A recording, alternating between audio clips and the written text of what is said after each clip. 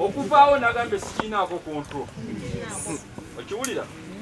Oyizo zaala abaana bo bataano n'akuggyako. Atugenda kwesimbawo. Buli eyeesimbawo yaafa. Bankubira kirasimu nga tisatiisa mbu sire tujja kulaba ki? Oyo yennyini. Eyo luuku. Nga gwogera luuku. Luuku. Netoza luuku we namulesa. Luuku waawa. Tugenze okufuna information. Nga batugamba nti luuku yawaabidde kuno abakyala bali bataano.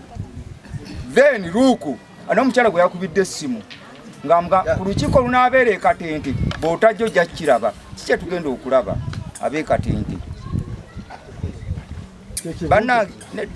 kubanga ffe ab'e Katente twafiirwa kansala eyasooka tetwafulumya amawulire nti gundi yasse oba gundi yalumbye naye ssebo okufa kwa kansala ono we kwabaddewo yabadde mukulembeze yayimiridde katuuti ng'ensi yonna emulaba era amawulire gaafulumye n'aga nti ngenda kufaafaagana n'abasse omwana ono yabadde ateekateeka kufaafaagana na Katonda yabadde ateekateeka kufaafaagana nani nze Samuel Busuulwa Gulanyago sebo tukwebaza nnyo okujja wano guideline gy'otuwadde nabwe basinga obungi bagiwulidde naye tookedde omutawaana gumu nti abantu bano bakati obazibye emimwa abantu bano tebajja kwogera kituufu kubanga obasibye emimwa baleme kwogera ate ng'ensonga yabaddewo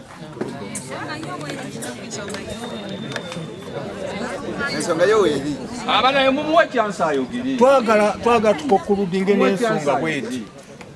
Abantu bano boola bonna abali wano banyiivu. Tebadde lwalo kuba nti bo wabayise. Ne bakaba na mutima bakaba. Ne lwaki. Omuntu bamwagala bwe baalonda avuddewo bagenda kuzaawaani otugambe tulonde omulala ani gwe bataddewo.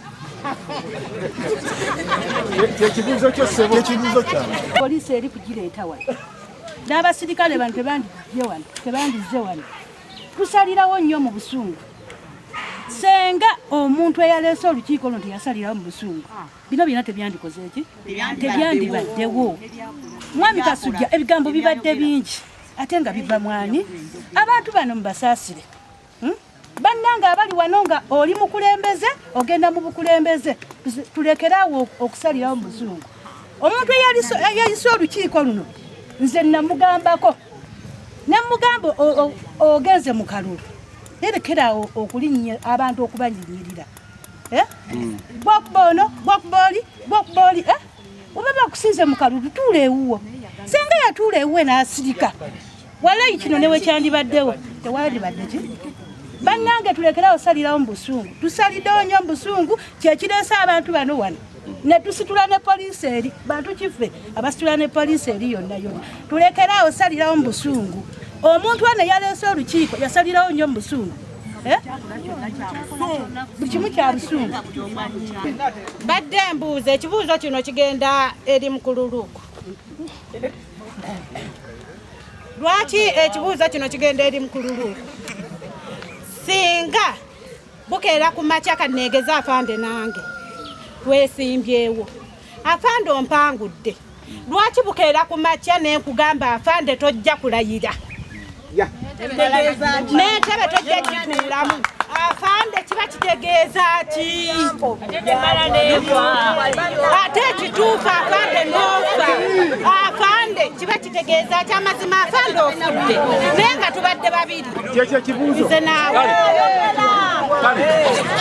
Gambaddemu ekyo kiwe tuze ebiboogera nze Matovu Luuku era ani mutuuze wa Katente Muluka Katente gomba na Kisunga era nze chairperson wa NUP w'omuluka guno navuganya ku kifo ky'obwa kansala bw'omuluka guno era nenvuganya ne bannange twali inze Matovu Luuku Kitata Henry Nagwano nenvuganya ne Amos Nsereko ne Kiviri Gideon twavuganya abaana muganda wange Kitata Henry Naggwano nampangula era nasinga n'obulwana.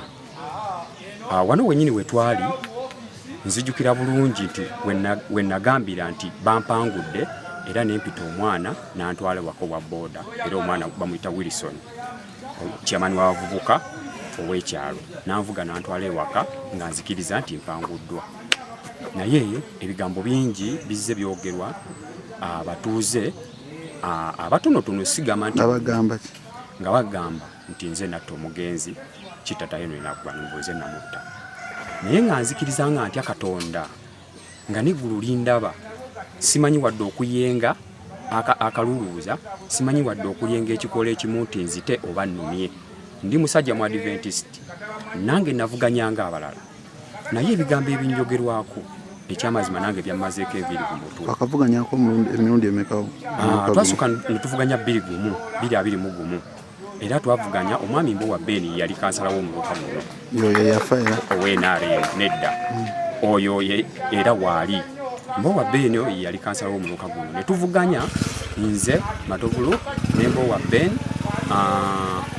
ne Kiyimba Charles n'atuwangula era nemugwa mu kifuba nemugamba nti yoga munnange obuwanguzi bukusaido tunalaba ekisanja ekiddako era nenkwata boda nenzira waka. Bad chance nti yakulembera emyaka gyalinga ebiri ne bamutomera netusigalirawo okumala ebba muganda wange omugenzi Kitata Henry Naggwano yankubirako akasimu nangamba ati saba okulonda osobole okujjuza ekifo ekyo tuleme sigalyo bbanga lyonna. Ne mugamba nedda sisobola kusaba kulonda kubanga oli yali mukwano gwange era saamuyinako tabu yonna naye Katonda bwatyo ye bwe yatukola ki bwe yasalawo n'atuva ku maaso katuleke emyaka 5 ginagwako tunaddamu netuvuganya. Naye kati abatuuze ogenda bakola otya bano kuba bo bye boogera. Kati nze nadduse ne neekubira enduulu mu b'obuyinza ne mbagamba bannange mujje mutasi kubanga erinnya lyange lyonooneddwa ate obulamu bwange buli mu matigga ne famire yange era ab'obuyinza ne bampoona ku lwaleero ne bajja.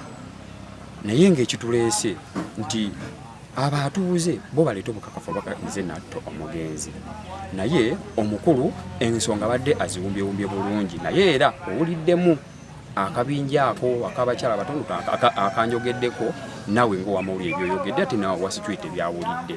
Naye ekifo kino kigenda kuddibwamu bakansala ogenda kuddamu okwesimbawo? Sisobola kuddamu kwesimbawo olw'ensonga Henry Kitata Naggwano twasulako mu nyumba y'emu ne tulyako ku ntamu y'emu nga tumala sini yafo nga tuli abantu babiri.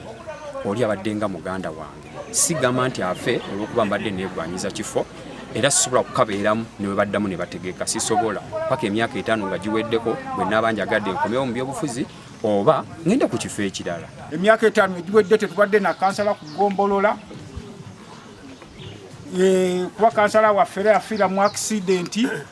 So kati kyensaba nti amawulire gano gatuke ku chairman w'akakiiko k'ebyokulonda omulundi guno bategekera ate tuleme kumala myaka mirala tumale emyaka mingi nga tetulina kansala kubanga ekyo kiteekwa okubeerawo era abantu bonna basobole okubanga tufuna obukulembeze ng'emiruka emirala bwe gikola ki bwe giri.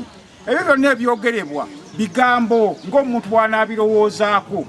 Omanyi omuntu ekintu nga kiguddewo olumu nga oba teweetegese nakwetegeka bulungi n'okifulumya era ng'oli yagenda nti mu busungu. So kaakati ebyo byonna tubizze ku bbali tujja kufuna kansala mu mbeera yonna era alondebwe. Nenga kyetwagala ku luno tusaba akakiiko k'ebyokulonda kaleme kwerabira mu luka guno nga bwe kyali ku kisanja ekiwedde. Gundi alabika yakola kino nedda singa erinnya liddamu ne lirabikira ku lisiti tentugamba saaba wooninga ffe tugenda kukutwala otuwe obujulizi otubuulire omuntu oyo gyakola ki famire ye yo kyeyinza otuyamba weba simmativu etuleetera kye bayita postmortem ebbaluwa eraga omuntu kye yakola ki yafa wenaaba teriiwo abalala mwonna muli mu ŋŋambo kubanga poliisi temanyi kye bayita dogo kinakyo kankitangaaze Police temanyi kye bayita ki? Eyo Witchcraft Act yavaawo dda. Mu Uganda bagikola ki? Bagisazaamu. So gwoba oyina postmortem report ng'egamba omusajja baamuloga Girete, ngenda nayo ne kati. Oyo omusawo gyatubuulire. Naye mba mukyali mu ŋŋambo gundi.